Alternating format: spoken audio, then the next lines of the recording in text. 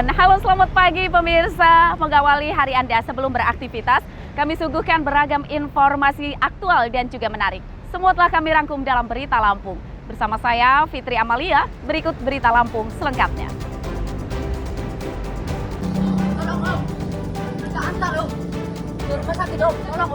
Dua pemuda warga Sumatera Selatan berduel di belakang musola di perbatasan Lampung. Satu orang tewas.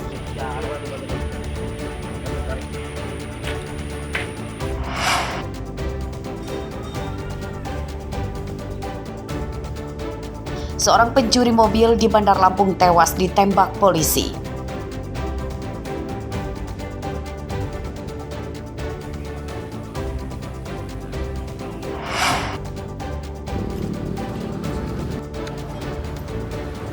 Puluhan rumah makan dan hotel di Lampung Barat dipasangi spanduk menunggak pajak oleh petugas Pemda.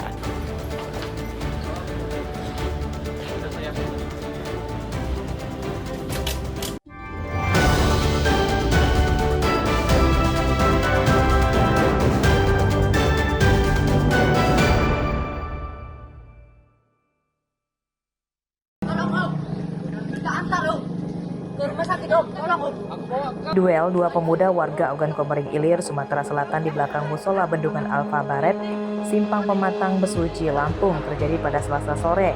Duel itu menewaskan Aldi, pemuda umur 22 tahun yang tercatat sebagai warga desa Sungai Sodong. Lokasi perkelahian berada di dekat wilayah perbatasan Lampung dengan Sumatera Selatan. Dalam pemeriksaan, polisi mengungkap keduanya sebelumnya menyepakati berkelahi di tempat tersebut. Saat itu, korban membawa 2 temannya dan pelaku membawa 7 temannya. Namun saat di lokasi, korban kemudian mengajak duel dengan pelaku tanpa melibatkan teman-temannya.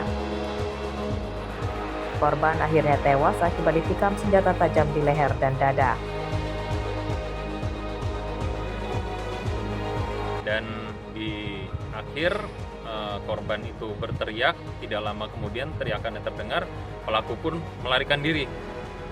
Langsung kabur ke semak-semak seputaran daerah situ. Dan karena panik melihat keadaan korban yang seperti itu, maka teman-teman pelaku yang lain pun pergi. Teman korban berusaha menolong korban dan membawa ke rumah sakit. Korban ini warga mana sih? Ya?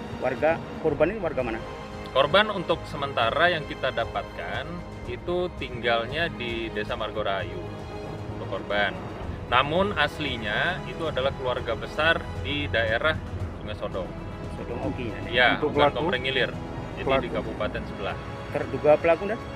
Terduga pelaku ini pastinya masih kita dalami, tapi pelaku ini infonya juga dari Sungai Ceper, itu di Kecamatan Sungai Menang. Kabupatennya sama, Ogan Komering Ilir juga. Pelaku dan teman-temannya langsung kabur usai melihat korban tersungkur ke tanah dan hingga kini masih buron. Dari perkelahian itu, polisi menyita senjata tajam jenis pisau badi yang diduga milik korban.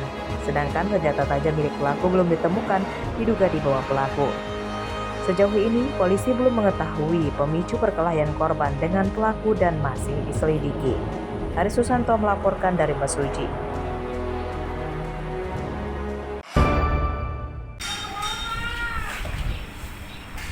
Seorang anggota kawanan pencuri mobil tewas setelah kalah baku tembak dengan polisi yang akan menangkapnya di Jalan Imam Bonjol, Kemiling, Bandar Lampung, Rabu siang.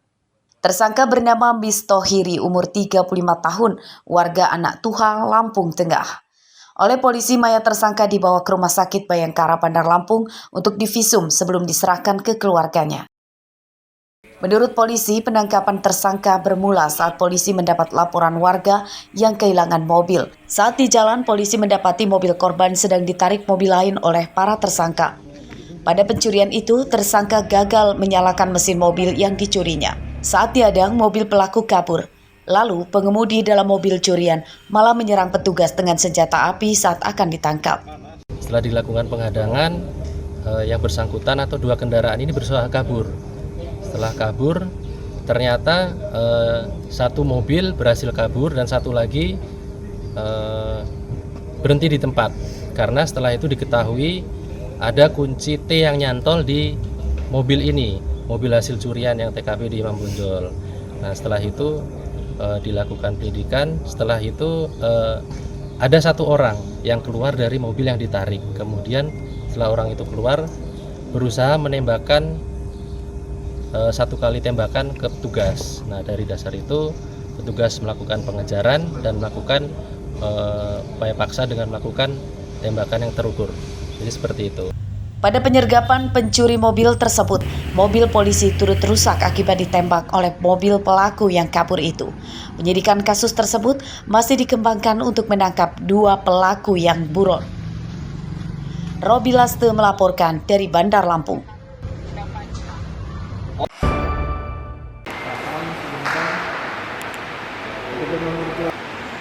Penyidik Polres Lampung Tengah Selasa malam menggelar pra-rekonstruksi kasus pembunuhan terhadap Suryadi yang berujung pada pembakaran rumah Kepala Desa Gunung Agung, Kecamatan Terusan Nunyai pada Sabtu lalu.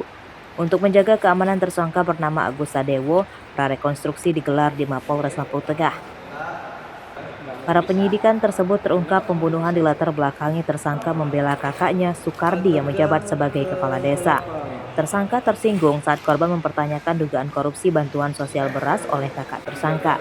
Keduanya kemudian terlibat perkelahian hingga menyebabkan korban tewas akibat ditikam pisau yang dibawa oleh tersangka. Tersangka sedang dilaksanakan prarekon untuk menentukan kejadian demi kejadian yang terjadi pada saat di TKP secara real. Adegan krusial berada pada adegan 14 dan 15 di mana pelaku menusuk pisau sajam ke arah leher korban sebanyak 1 kali di bagian kiri dan adegan ke-15 ke arah dada sebelah kiri yang menyebabkan korban mengalami luka yang fatal. Sementara itu, Kapolda Lampung Irjen Helmi Santika menyatakan perkara dugaan korupsi bansos beras tersebut telah ditangani Polres Lampung Tengah. Setelah memeriksa ratusan saksi namun belum berujung pada penetapan tersangka. Korupsi terhadap penyelewengan atau mungkin penyimpangan dalam bantuan pangan ini rupanya sudah ditangani lebih awal oleh Polres Lampung Tengah.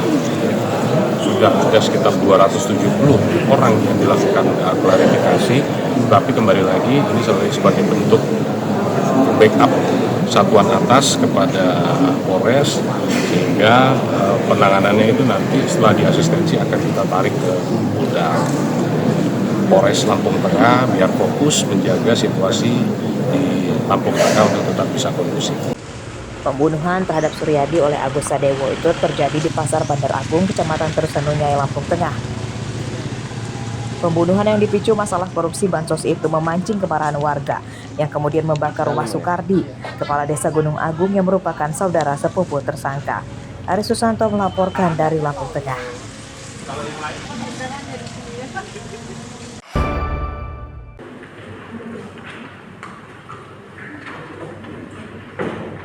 Sidang pengusutan korupsi proyek strategis nasional Bendungan Marga 3 Lampung Timur kembali digelar di Pengadilan Negeri Bandar Lampung Rabu siang.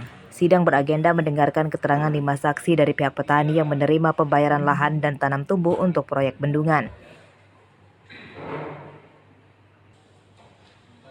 Salah satu saksi menyatakan memiliki lahan seluas 5.000 meter persegi dan saat itu menerima pembayaran pembebasan lahan sebesar 2,1 miliar rupiah yang masuk ke rekeningnya. Namun dari jumlah itu, 700 juta diantaranya dikembalikan kepada terdakwa Ilhamuddin selaku panitia pengurus pembebasan lahan Bendungan Marga 3. Uang tersebut merupakan titipan terdakwa kepada petani dari penggelembungan harga pembebasan lahan dan tanam tumbuh. Total keuntungan terdakwa dari 5 saksi tersebut sebesar 1,7 miliar rupiah. Ya, pada saat itu proses ada di Lampung Timur ya, penangkapan di Lampung Timur prosesnya penyidikan tadi. Apa di mana? Di Polres Lampung Timur apa di mana? Di Polda sini. Kerugian negara itu semula 1 miliar 700 juta. Sudah dikembalikan 450 juta dengan sertifikat tanah. Cuman sertifikat tanah waktu pembeliannya tidak memiliki bukti kwitansi pembelian berapa nilainya. Karena dia belinya dari keuangan kerugian negara. Dari hasil tanam. Oh, itu dibeli bang ya. Kita gimana menanggapi itu hal bang? Ya, kalau menurut saya yang namanya pengembalian kerugian negara itu tidak berubah dari perbuatannya, harus tetap dipertanggungjawabkan sesuai dengan pasal 40 Undang-Undang Tindak Pidana Korupsi. Korupsi proyek pembangunan Bendungan Marga 3 Lampung Timur menyeret 6 orang yang telah ditangkap. Mereka terlibat korupsi ganti rugi lahan dan tanam tumbuh yang merugikan negara totalnya hingga 43 miliar rupiah.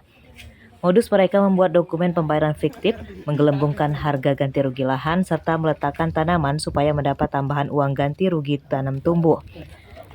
Harsadi Saputra melaporkan dari Bandar Lampung.